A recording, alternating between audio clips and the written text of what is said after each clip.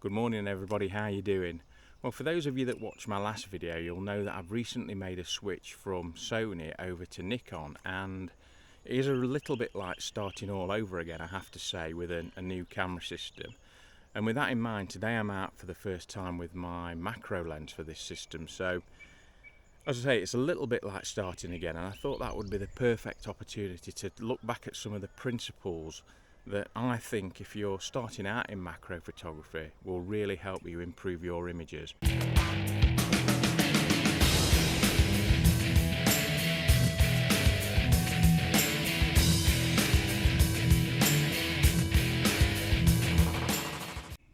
Now, tip number one, I would say, is important with loads of different forms of photography, but particularly for macro photography, and that is to get to know the equipment that you're using.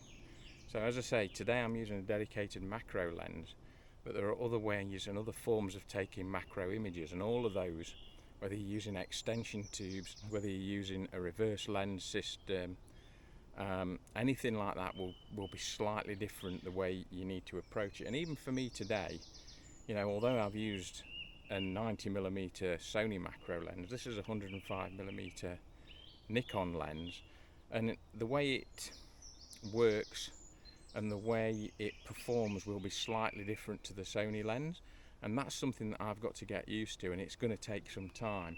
So what I would advise you to do when you start out in macro photography is, if you're using a particular method, get to know the equipment, how to set it up. The worst thing that can happen is if you get out in the field and you're fumbling around trying to set the equipment up and you're not quite sure how to do it.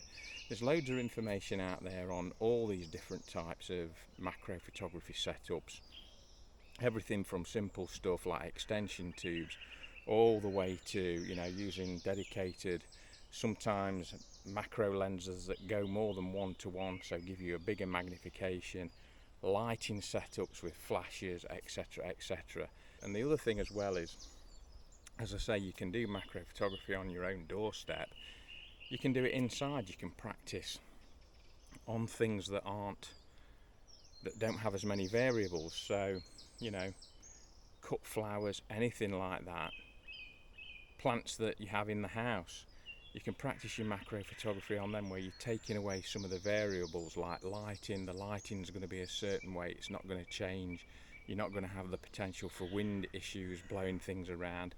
So if you want to start in your house and get used to your equipment, that's the perfect way to do it.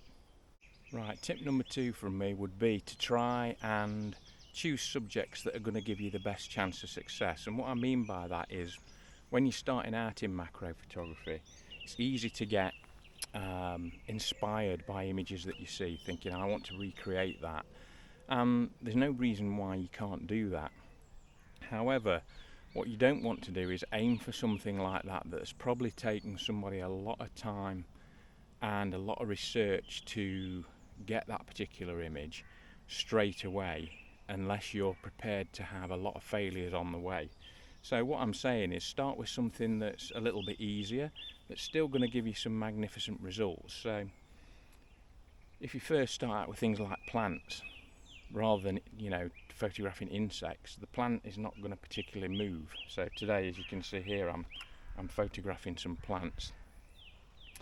Got it all set up on the tripod, so I'm in control of as much as this as I can be. Whereas if I was taking a picture of an insect, I probably wouldn't have the camera on a tripod. I would probably be trying to follow an insect round and take shots and hold the camera steady and control all those different variables. Whereas at the minute, as long as I don't get any wind, that plant isn't going to move anywhere. I can spend some good time setting this up, getting the focus right, making sure the lighting's right.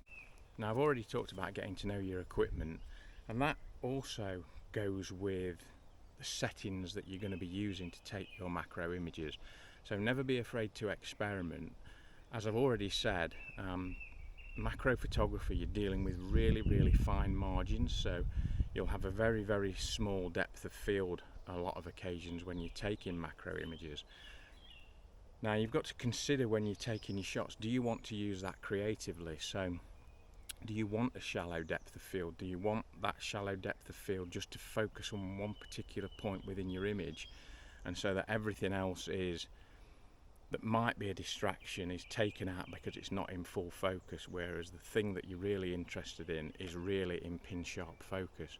Or do you want to try and get more focus throughout the image?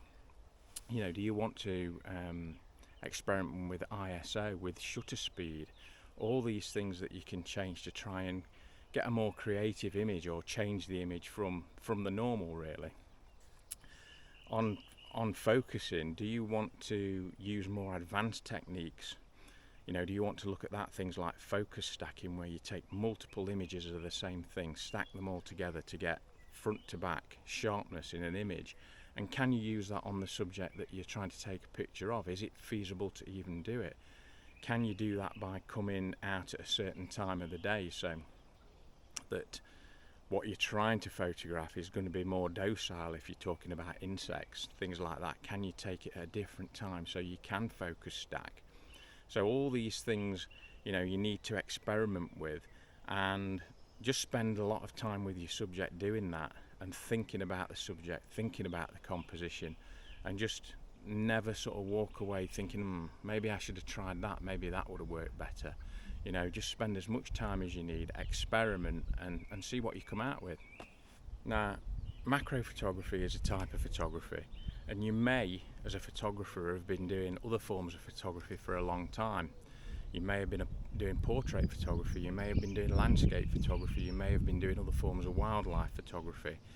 And you know, it is really important to realise that a lot of the techniques and a lot of the principles that you use in those forms of photography really do translate over to macro photography as well. So some examples for you. Landscape photography, we've all heard about the rule of thirds and things like composition. So making the composition so it leads the eye of the viewer through the image to what you as a photographer are wanting them to look at. What's the point of interest? It's exactly the same with macro photography. You know, your composition is really important. So, you know, take a look at this image here. This is the image of the same subject. One of them has been taken while I've been stood up just looking down at it, and the other one is a more intimate, low down, looking across at the subject. That makes the world a difference with macro photography, as it does with any form of landscape photography. Getting the composition right so that your viewer sees what you see and is looking at the interesting thing that you saw is really, really important. Things like, if you're a portrait photographer, you know the importance of light. You know that you've got to get the lighting exactly right for your subject.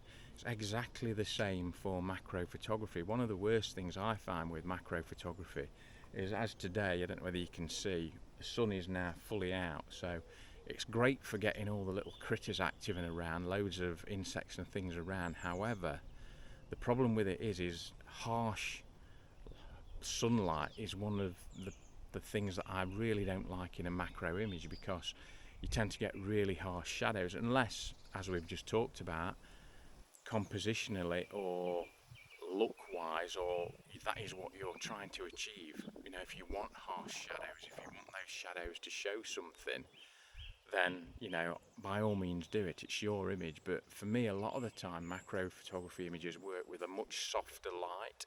So on bright days, but with the sun behind thin clouds, so you're not getting harsh shadows, is often the best time to take macro photography images for me.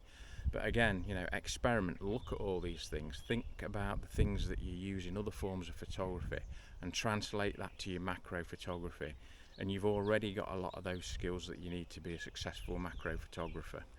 Now, I do a lot of macro photography workshops, and I have to say probably the number one thing that I find people do that I have to try and get them out of is they have a bit of a scattergun approach to macro photography. So they will find a subject and they'll take some images of it. Yeah, they might get down low, they'll take a few images, and then for me, far too quickly they're moving on to another shot.